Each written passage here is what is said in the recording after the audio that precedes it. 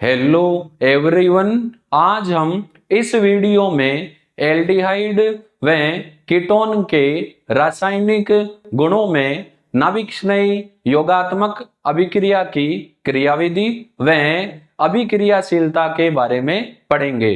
Next video में हम नाभिक-स्नेही योगात्मक अभिक्रिया के उदाहरणों के बारे में पढ़ेंगे। तो हम ले रहे हैं एल्डिहाइड व कीटोन के रासायनिक गुण। एल्डिहाइड व कीटोन में कार्बोनिल समूह की उपस्थिति के कारण ये अधिकांश अभिक्रियाएं समान देते हैं। तो यहां पर हम मेंशन कर लेते हैं, इन दोनों में कार्बोनिल समूह जो होता है C+O समूह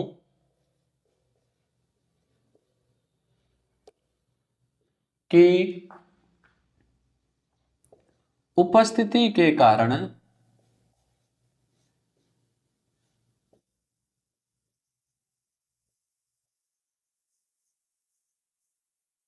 यह रासायनिक गुणों में समानता दर्शाते हैं, ऐसे कर लेते हैं।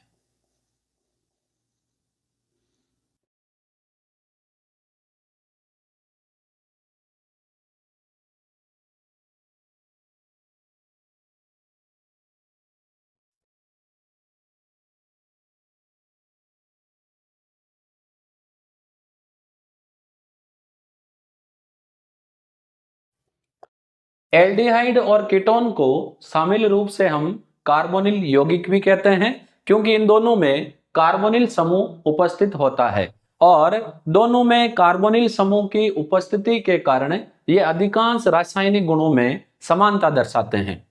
एल्डिहाइड और कीटोन के रासायनिक गुणों में नंबर 1 हम ले रहे हैं नाभिक स्नेही योगात्मक अभिक्रिया। तो नाभिक स्नेही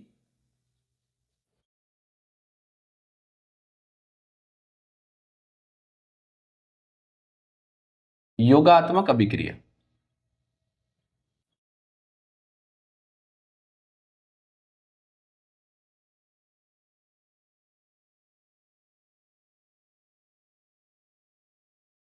इसको हम शॉर्ट में NAR भी कहते हैं, न्यूक्लियोफिलिक एडिशन रिएक्शन।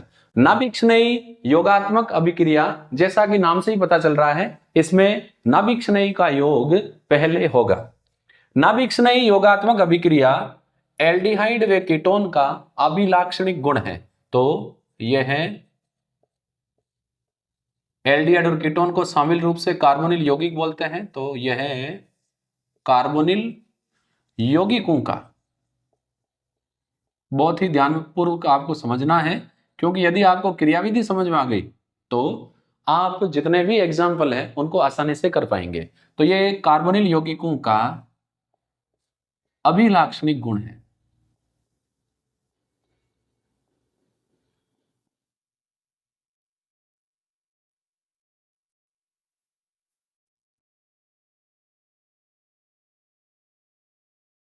अब ये तो हमारे समझ में आता है कि कार्बोनिल यौगिकों का ये अभिलाक्षणिक गुण है, अर्थात एल्डिहाइड और कीटोन दोनों नाभिक स्नेही योगात्मक अभिक्रियाएं देते हैं। लेकिन देने का कारण क्या है, तो हम बात करते हैं इसके पीछे के रीजन की, कि कार्बोनिल कंपाउंड्स जो हैं ये न्यूक्लियोफिलिक एडिशन रिएक्शन क्यों देते हैं। कार्बोनिल समूह में हम देखते हैं, थोड़ा सा आप यहां पर ध्यान देंगे, कार्बोनिल समूह में यहां पर कार्बन और ऑक्सीजन के मध्य डबल बॉन्ड है, लेकिन कार्बोनिल समूह में कार्बन व ऑक्सीजन की विद्युत ऋणता में अंतर के कारण ये जो पाईबंद के इलेक्ट्रॉन हैं ऑक्सीजन की तरफ विस्थापित हो जाएंगे। क्यों होंगे? क्योंकि ऑक्सीजन की विद्युत ऋणता अधिक है।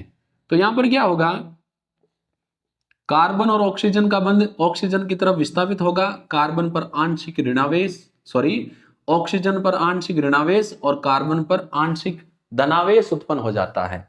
यह क्यों होता है? क्योंकि कार्बन और ऑक्सीजन बंध की विद्युत ऋणता में अंतर होता है। अब क्योंकि कार्बन और ऑक्सीजन का बंध ध्रुवित हो गया है और कार्बन पर आंशिक ऋणावेश आया है, और कार्बन पर आंशिक धनावेश आया है, ऑक्सीजन पर आंशिक ऋणावेश आया है, इसीलिए नाभिक स्नेही कहां जुड़ेगा? कार्बन पर और इलेक्ट्रॉन स्नेही कहां जुड़ेगा? ऑक्सीजन पर। मैं थोड़ा सा आप लोगों को बता देता हूं कि नाभिक स्नेही और इलेक्ट्रॉन स्नेही क्या होते हैं। तो यहां पर मैं आपको मेंशन कर देता हूं, नाभिक स्नेही सामान्यतः वह स्पीसीज होती है जिनके पास लोन पेयर इलेक्ट्रॉन होते हैं या ऋणावेश होता है, जैसे साइनाइड,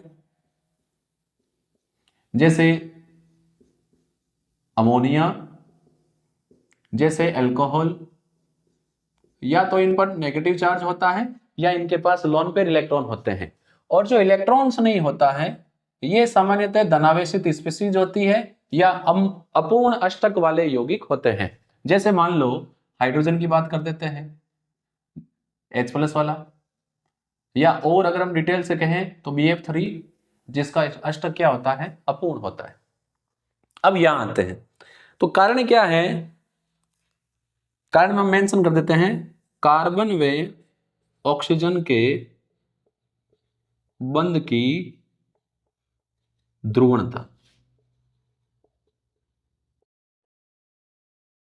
ये हमने रीजन में मेंशन कर दिया।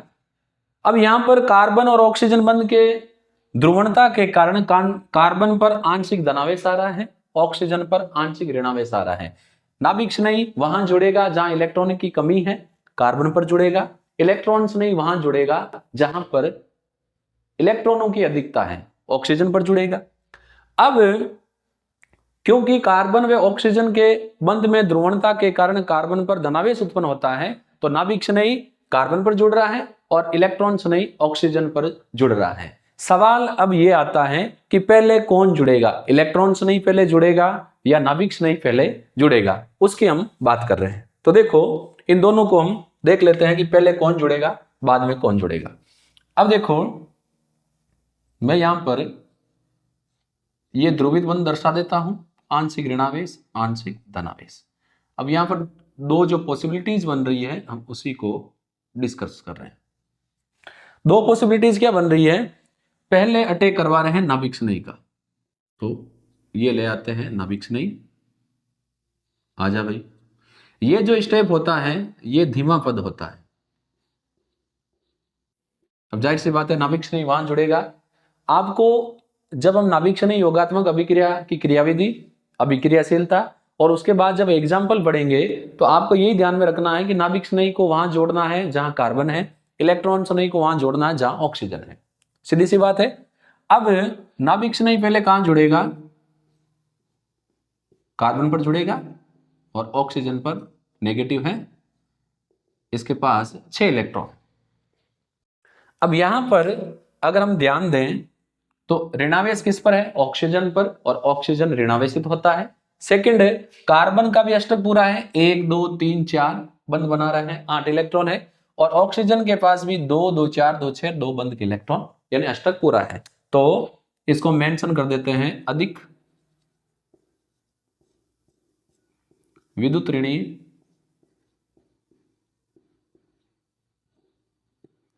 ऑक्सीजन पर ऋणावेश, और दोनों का अष्टक पूरा है, स्थायी है। अब बात करते हैं कि जब पहले इलेक्ट्रॉन्स नहीं जुड़ेगा तो क्या होगा। तो एडिशन ऑफ इलेक्ट्रॉन्स नहीं करवा देते हैं। ये कार्बन ऑक्सीजन इससे आके जुड़ गया इलेक्ट्रॉन्स नहीं, कार्बन पर प्लस आएगा, जाहिर सी बात है। अब ऑक्सीजन का अष्टक पूरा है लेकिन कार्बन का 1 2 3 सिग्मा बंध है यानी 6 इलेक्ट्रॉन है। तो यहां पर कार्बन का अपूर्ण अष्टक यानी इसके पास 8 इलेक्ट्रॉन नहीं है, तो ये क्या है? अस्थायी, अनस्टेबल है, और अस्थायी है इसीलिए ऐसा नहीं होगा। तो पहले एडिशन किसका होगा? नाभिक स्नेही का होगा।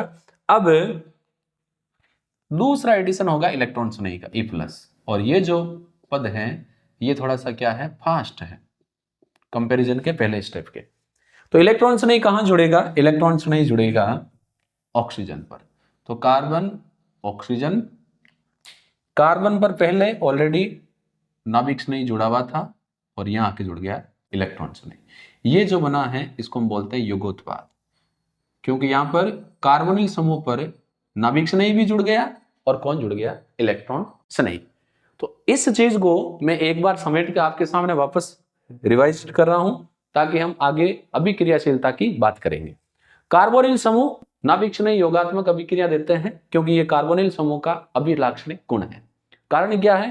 कार्बन ऑक्सीजन बंध की विद्युत ऋणता में अंतर के कारण पाई बंध के इलेक्ट्रॉन ऑक्सीजन की तरफ विस्थापित हो जाते हैं। परिणाम स्वरूप ऑक्सीजन पर आंशिक ऋणावेश व कार्बन पर आंशिक धनावेश आता है। नाभिक्षणीय कार्बन पर और इलेक्ट्रॉन स्नेही ऑक्सीजन पर जुड़ता है। पहले नाभिक स्नेही का आक्रमण होता है क्योंकि नाभिक स्नेही के आक्रमण से बनने वाला जो मध्यवर्ती है ये स्थायी होता है क्योंकि दोनों यानी कार्बन और ऑक्सीजन का अष्टक पूर्ण है और ऋणावेश अधिक विद्युत ऋणी ऑक्सीजन पर है।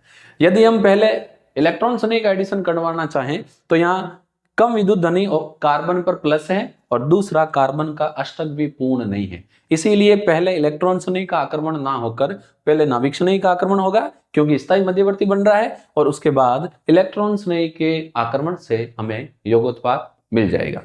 अब सवाल ये आता है कि कब कार्बोनिल समूह नाभिक स्नेही योगात्मक अभिक्रिया तीव्र गति से देंगे और कब मंद गति से देंगे, या यूं कहें कि वे कौन से फैक्टर हैं जो कार्बोनिल यौगिकों की नाभिक स्नेही प्रतिस्थापन नाभिक स्नेही योगात्मक अभिक्रियाओं को बढ़ाएंगे, या वे कौन से फैक्टर्स हैं जो नाभिक स्नेही योगात्मक अभिक्रिया के प्रति क्रियाविधि को घटाएंगे, उसकी बात करते हैं। बोर्ड थोड़ा इरेज कर लें।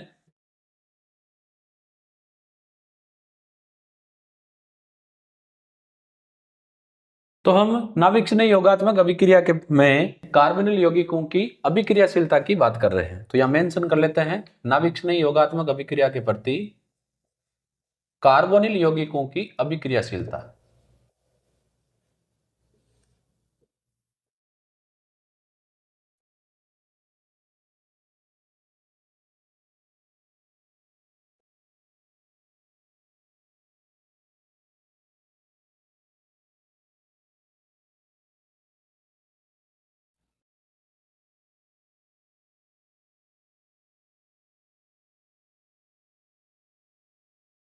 इस पर आने से पहले मैं आप लोगों का ध्यान इस ओर खींचना चाहूंगा कि कार्बोनिल यौगिकों में जब बंध के इलेक्ट्रॉन ऑक्सीजन की तरफ विस्थापित होते हैं तो यहां पर कार्बन पर आंशिक ऋणावेश और ऑक्सीजन पर आंशिक धनावेश आता है। अब क्योंकि नाभिक स्नेही कार्बन पर जुड़ रहा है तो कार्बन पर धनावेश जितना अधिक होगा, यानी जितना अधिक धनावेश होगा इसके पास इलेक्ट्रॉनों की उतनी ही अधिक कमी होगी, तो ये आने वाले नाभिक स्नेही को उतनी ही तेजी से कहेगा मेरे पास आ। तो धनावेश जितना अधिक होगा नाभिक स्नेही योगात्मक अभिक्रिया के प्रति इसकी जो क्रियाशीलता है उतनी ही अधिक होगी।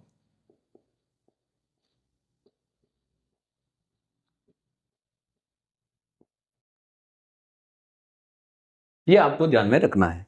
अब आते हैं टॉपिक पर। कार्बोनिल यौगिकों की नाभिक स्नेही योगात्मक अभिक्रियाओं के प्रति अभिक्रियाशीलता को हम दो पॉइंटों से समझते हैं। पहला जो फैक्टर है वो है इलेक्ट्रॉनिक कारक।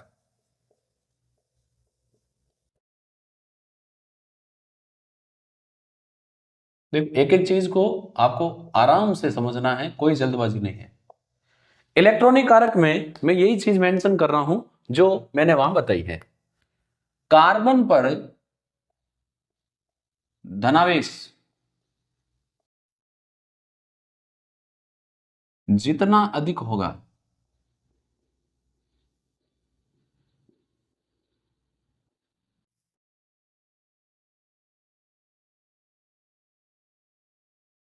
नाभिक स्नेही योगात्मक अभिक्रियाओं के प्रति कार्बोनिल यौगिकों की जो क्रियाशीलता है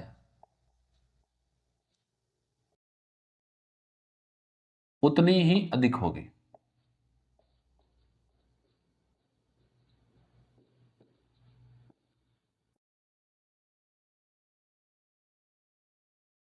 इसका रिवर्स भी संभव है, कार्बन पर धनावेश में कमी होगी तो नाभिक स्नेही योगात्मक अभिक्रियाओं के प्रति क्रियाशीलता घटेगी। इलेक्ट्रॉनिक कारक में फर्स्ट में ले रहा हूं, चलो इसको ऐसे कर लेते हैं, इसका फर्स्ट में ले रहा हूं प्लस आई प्रभाव वाले यौगिक।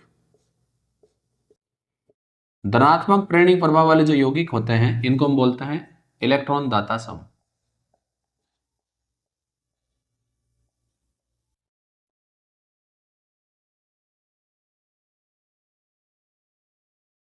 यदि कार्बोनिल समूह के कार्बन पर प्लस आई प्रभाव वाले अर्थात इलेक्ट्रॉन दाता समूह जुड़े हो तो वे कार्बोनिल समूह के कार्बन को इलेक्ट्रॉन देंगे।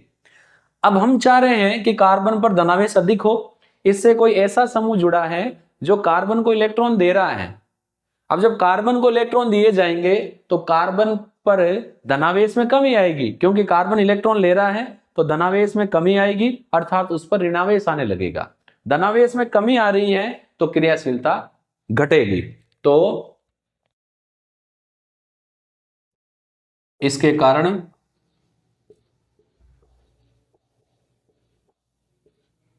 कार्बन के धनावेश में कमी आएगी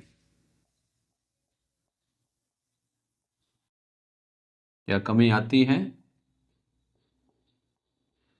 अतः NAR के प्रति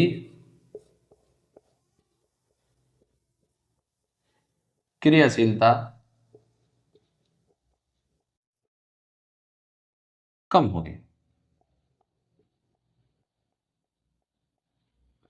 यदि NAR के प्रति क्रियाशीलता बढ़ानी है तो कार्बन पर धनावेश में वृद्धि करो, उसको भूखा करो इलेक्ट्रॉन के लिए। इलेक्ट्रॉन की जितनी कमी होगी आने वाला नाभिक स्नेही उतनी ही तेजी से जुड़ेगा, क्रियाशीलता उतनी ही अधिक होगी। अब देखो इसको मैं एक एग्जांपल से समझा रहा हूं। मान लो कार्बोनिल समूह पर 2 हाइड्रोजन जुड़े हैं, सेकंड एक मेथिल समूह जुड़ा है और एक हाइड्रोजन जुड़ा है यानी एथेनॉल है, और दोनों ही मेथिल समूह जुड़े हो यानी एसीटोन। यहां पर एक मेथिल समूह जुड़ा है जो धनात्मक प्रेरणिक प्रभाव के कारण कार्बन को इलेक्ट्रॉन दे रहा है। यहां पर 2 मेथिल समूह जुड़े हैं जिनके धनात्मक प्रेरणिक प्रभाव के कारण ये कार्बन को इलेक्ट्रॉन दे रहे हैं, और यहां पर तो हाइड्रोजन का कोई प्रभाव नहीं। अब क्योंकि यहां एसीटोन में 2 मेथिल समूह हैं जिनका धनात्मक प्रेरणिक प्रभाव है, ये कार्बन को कहेंगे तो इलेक्ट्रॉन ले, हम दिए जा रहे हैं तो लिए जा। अब क्योंकि यहां पर 2 हैं, ये कार्बन को इलेक्ट्रॉन दिए जा रहे हैं तो कार्बन के धनावेश में कमी आएगी, नाभिक स्नेही योगात्मक अभिक्रियाओं के प्रति क्रियाशीलता घटेगी। तो सबसे ज्यादा मेथेनॉल देगा, उससे कम एथेनॉल और उससे कम कीटोन। ये है NAR के प्रति रिएक्टिविटी, क्रियाशीलता का क्रम। क्योंकि कीटोन पर दोनों तरफ एल्किल समूह जुड़े होते हैं और एल्डिहाइड में एक एल्किल समूह होता है, एक अनिवार्य रूप से हाइड्रोजन होता है। इसी कारण जो कीटोन है उसकी NAR के प्रति क्रियाशीलता एल्डिहाइड से कम होती है। आपको ये ध्यान में रखना है। दूसरे समूह जो हैं जिस पर हम आ रहे हैं वो है -I प्रभाव वाले यानी ऋणात्मक प्रेरणिक प्रभाव वाले, जिसको हम बोलते हैं इलेक्ट्रॉन आकर्षी समूह।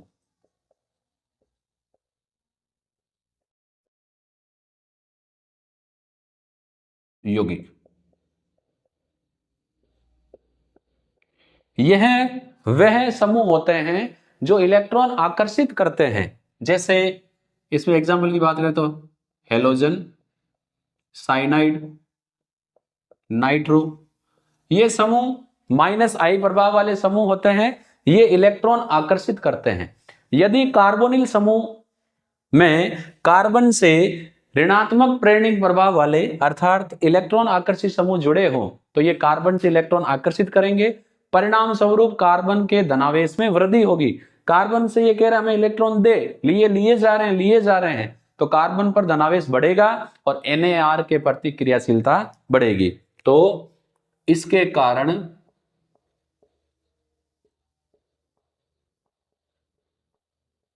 कार्बन पर धनावेश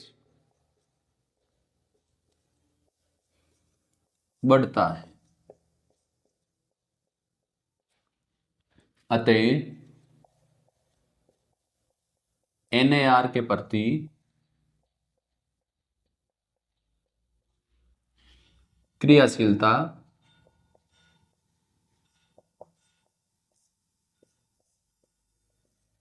बढ़ती। देखिए इसको हम एक एग्जाम्पल से समझते हैं, इसको हम थोड़ा सा सेपरेट कर लेते हैं। अब यदि ऋणात्मक प्रेरणिक प्रभाव वाले समूह जुड़े हैं तो कार्बन पर धनावेश बढ़ेगा, क्रियाशीलता बढ़ेगी। इसके लिए मैं सिंपल सा एग्जांपल लेता हूं।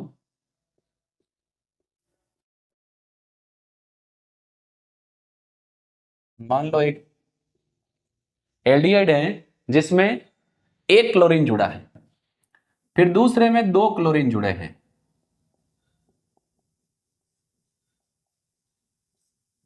और तीसरे में 3 क्लोरीन जुड़े हैं। तो chlorine carbon chlorine chlorine C+O और H। अगर हम इसको ध्यान से देखें तो जो क्लोरीन है इलेक्ट्रॉन आकर्षी प्रवाह होता है। यहां पर 2 क्लोरीन इलेक्ट्रॉन आकर्षित कर रहे हैं, यहां पर 3 क्लोरीन इलेक्ट्रॉन आकर्षित कर रहे हैं। हमें पता है कि प्रेरणिक प्रभाव पास वाले कार्बन पर लगना ही लगना है, ये से नहीं जाएगा, साइन ऑफ एरो इसकी तरफ होगा ऐसे, क्योंकि यहां 3 क्लोरीन कार्बोनिल समूह के कार्बन से इलेक्ट्रॉन आकर्षित कर रहे हैं। परिणाम स्वरूप इस कार्बन पर धनावेश बहुत अधिक होगा, क्योंकि 3 गुंडे इससे आगे मिल गए हैं, कुछ नहीं छोड़ेंगे, इसको कंगाल बना देंगे। यहां पर 1 क्लोरीन है तो 3 क्लोरीन की बजाय 1 क्लोरीन का इलेक्ट्रॉन आकर्षी प्रभाव कम होगा, इस पर धनावेश कम होगा और इस पर धनावेश सबसे अधिक होगा। इसीलिए इसकी नाभिक स्नेही योगात्मक अभिक्रिया के प्रति क्रियाशीलता अधिक और इसकी कम। यह आपको ध्यान में रखना है, क्योंकि यहाँ 3 समूह जुड़े हैं तो धनावेश में बहुत ज्यादा वृद्धि होगी, और यहाँ 1 समूह जुड़ा है तो इसके धनावेश में वृद्धि 3 की बजाय कम होगी, तो क्रियाशीलता भी कम होगी। ये हमने बात की पहली इलेक्ट्रॉनिक कारक की। अब आते हैं हम सेकंड फैक्टर पर, और वो है अपना त्रिविम विन्यासी कारक।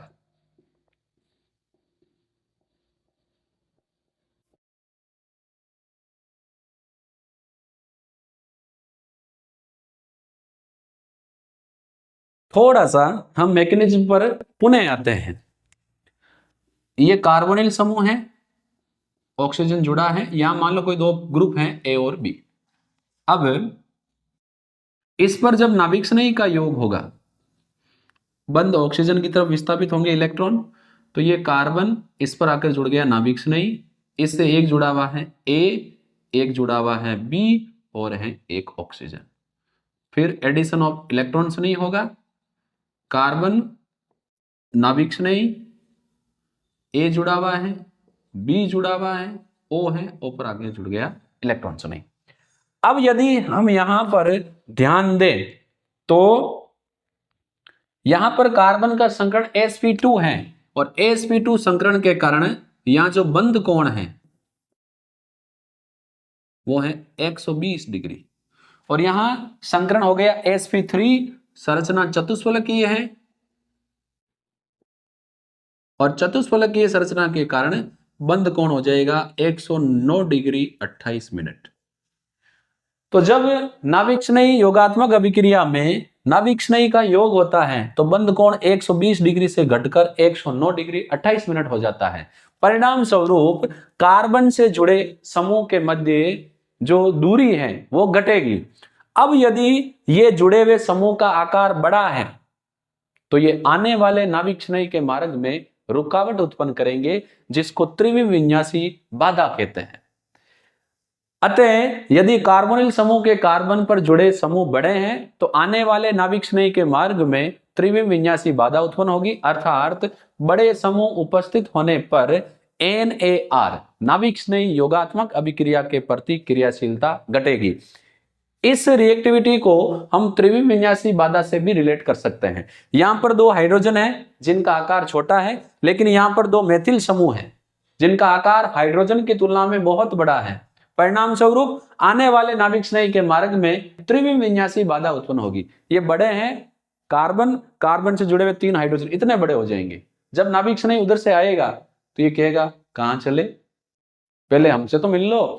तो नाभिक स्नेही कह रहा है कि मैं तो कहीं इलेक्ट्रॉन देने के लिए जा रहा हूं, दान कर रहा हूं, और मुझे कोई रोक रहा है तो मैं पागल थोड़ी हूं, आगे जाऊंगा।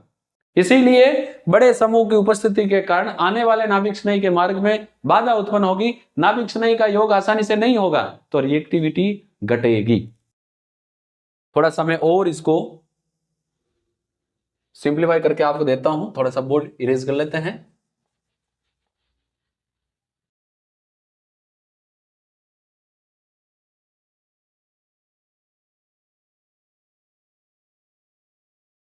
आते हैं यहां पर, चलो अपने इसी पे आते हैं। बंद कोण घटा तो बंद कोण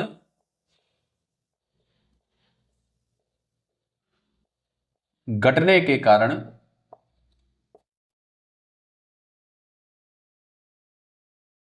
समूह निकट आते हैं।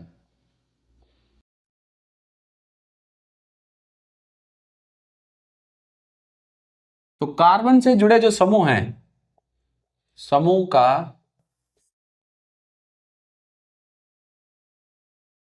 आकार अगर बड़ा है, या इसको ऐसे कर लेते हैं, बढ़ने पर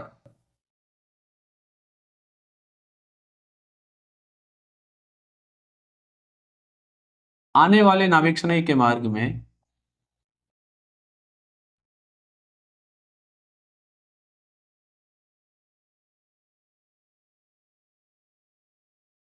उसको कहेंगे कहां चले भाई, रुकावट आती है, जिसको हम क्या बोलते हैं, त्रिविम विन्यासी बाधा।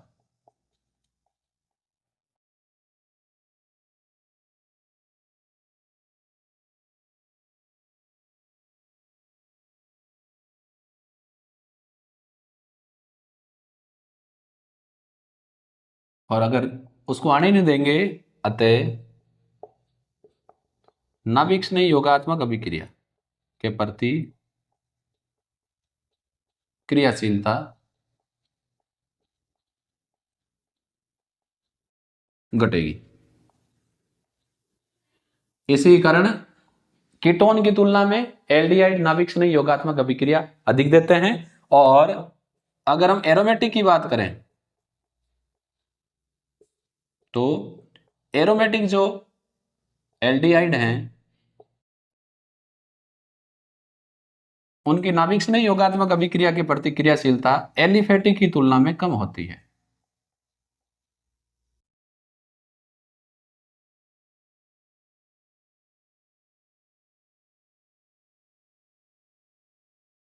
यानी एलिफेटिक नाभिक स्नेही योगात्मक अभिक्रियाएं अधिक देते हैं। कारण क्या है, एरोमेटिक एल्डिहाइड में बेंजीन रिंग है और इससे जुड़ा हुआ है एल्डिहाइड समूह। इसके पीछे दो कारण हैं। एक कारण तो यह है कि ये जो एरोमेटिक एल्डिहाइड है इसमें जो ये बेंजीन वाले हैं इसका आकार बड़ा है, और आकार बड़ा है तो क्या आएगी, त्रिविम विन्यासी बाधा। बड़ा आकार है, आने नहीं देगा नाभिक स्नेही को पास में।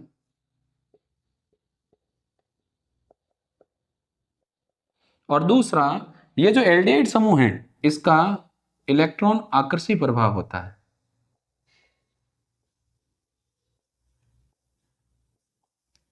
यहां पर जो बेंजीन रिंग है ये अपने पाई इलेक्ट्रॉन एल्डिहाइड समूह के साथ अनुनाद करवाएंगे। बेंजीन वाले के पाई इलेक्ट्रॉन एल्डिहाइड समूह के साथ अनुनाद करेंगे।